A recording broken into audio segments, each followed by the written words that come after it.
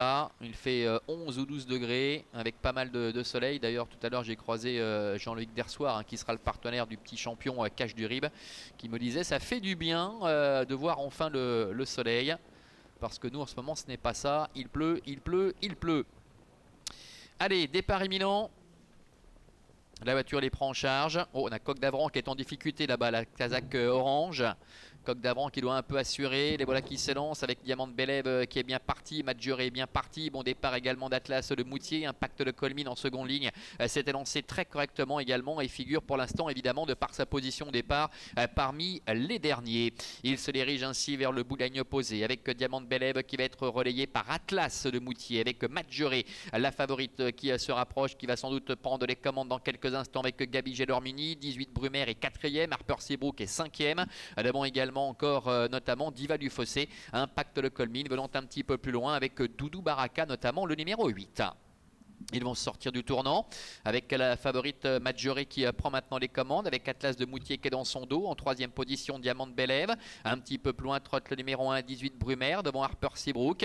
Alors que trotte en léger retrait Diva du Fossé. Xavier Beauvais qui est sorti de la corde pour ne pas rester dans le dos de Diva du Fossé avec Impact de Colmine qui se rapproche. Ce dont profite d'ailleurs Doudou Baraka pour lui emboîter le pas. Quant à Coq d'Avran avec Philippe Besson, il est un petit peu repris pour pouvoir bénéficier du wagon de 2. S'il peut s'infiltrer, hein, parce qu'au même moment on a vu Diva du Fossé avec Barbara Cruzy qui a eu la même idée et Coq d'Avran se retrouve ainsi piégé le nez au vent en troisième épaisseur.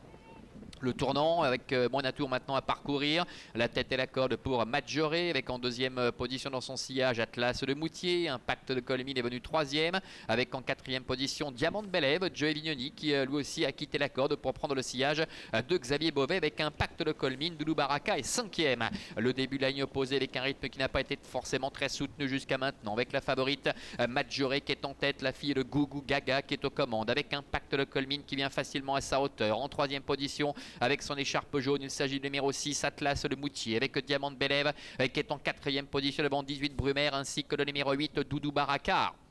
Le train qui s'accélère au bout de la ligne d'en face. Impact de Colmine qui est toujours à l'extérieur de Madjuré avec Atlas de Moutier qui est en dedans. Diamant de Bélève est un peu plus loin. On voit une faute à l'arrière de Doudou Baraka qui rétrograde. Le tournant final sous l'impulsion toujours de Madjuré qui mène la danse avec Impact de Colmine qui est deuxième. Atlas de Moutier troisième. Diamant de Bélève qui est un petit peu décramponné là en quatrième position. Suivi encore par 18 Brumaire ainsi qu'Harper Seabrook.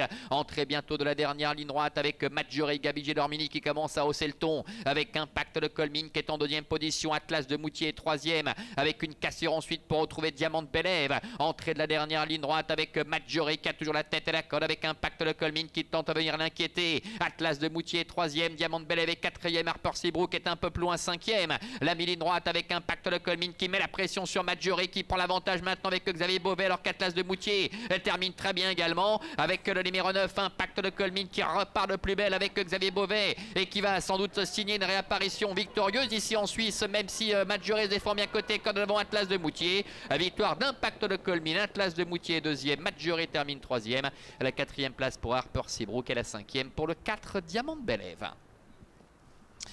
Voilà, Impact de Colmine qui, comme on le rappelait tout à l'heure, ne devait surtout pas être jugé sur sa prestation de Saint-Galmé la dernière fois à l'emporte. Atlas de Moutier termine deuxième, la troisième place pour le numéro 3, Madjuré. C'est le 2 Harper Seabrook qui termine quatrième et la cinquième place pour le numéro 4, Diamant de Bélève. Ce qui nous donne en chiffres 9, 6, 3, 2 et 4. On les retrouve ici à la sortie du dernier tournant avec Madjuré qui n'a absolument rien pu faire face à l'attaque d'Impact de Colmine, environ à 250 mètres de l'arrivée. Puis le cheval a eu un peu de tendance à se reprendre hein, une fois qu'il a pris le meilleur face à Madjuré et Atlas de Moutier. Atlas de Moutier qui effectue une bonne prestation à l'occasion de cette course de rentrée et Madjuré, la favorite, qui doit finalement se contenter de la troisième place. Diamant de Bélève pardon, est resté un petit peu là déjà aux 500 mètres et puis Harper Seabrook a terminé assez correctement. Des autres il n'en a quasiment pas été question, ayant donc été très largement dominé par ces trotteurs qui paraissaient tout de même un petit peu au-dessus de la mêlée avant le coup. Impact de Colmine, Madjuré et Atlas de Moutier pardon. Voilà, on suit ici le retour